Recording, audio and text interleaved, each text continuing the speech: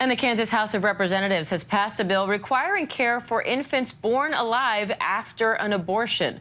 The bill now heads to the Senate, and if approved, it would create criminal penalties and civil liability for any violations of the act. Senior national policy reporter Ann Flaherty joins me live for more on that. And what exactly would this bill do, and how would it be enforced?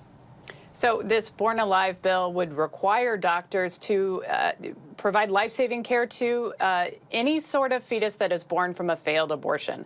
And it would put legal liability on the doctor. It would impose fines. It would make it a felony not to provide life-saving care to that fetus or hospitalization. So we've talked to abortion rights supporters who say, you know, look, this doesn't happen. This isn't actually a real thing.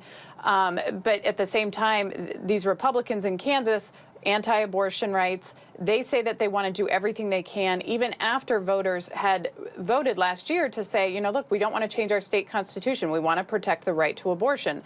So they are clearly putting this as a signal that they want to keep pressing this issue.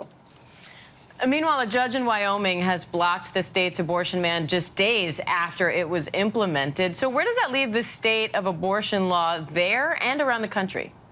So this is Wyoming's second attempt at a sweeping ban on abortion. They say that this judge ruled on Wednesday that is now temporarily on hold as lawsuits against this law play out. So that could change at any moment. What we do know is there's a second bill in Wyoming. They are the first state to specifically go after abortion medication. That will take place and go into effect in July.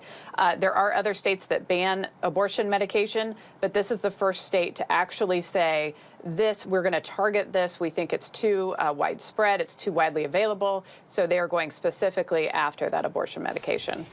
And we're now learning of at least one hospital in Idaho that says it's shutting down its obstetrics unit, citing a shortage of doctors, in part, they say, due to the state's legal and political climate. This is a quote from the hospital. They say highly respected, talented physicians are leaving. Recruiting replacements will be extraordinarily difficult.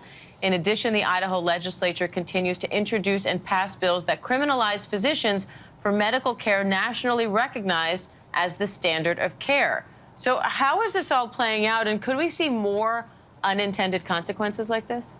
So we have seen this trend across the country that hospitals with obstetric units are closing down simply because they can't afford to keep them operating. They say that they're having staff shortages. There's several reasons that they cite for shutting these down. This is a big problem for women living in remote areas, rural areas, and also for Black and Latino women who they say that they are more at risk for maternal death if they get pregnant.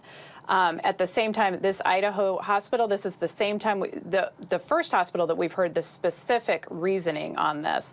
But certainly we've talked to doctors in states with abortion restrictions who say, I can't find anyone to come work in a state that has these kinds of legal liabilities imposed on doctors. All right, senior national policy reporter Ann Flaherty, thank you.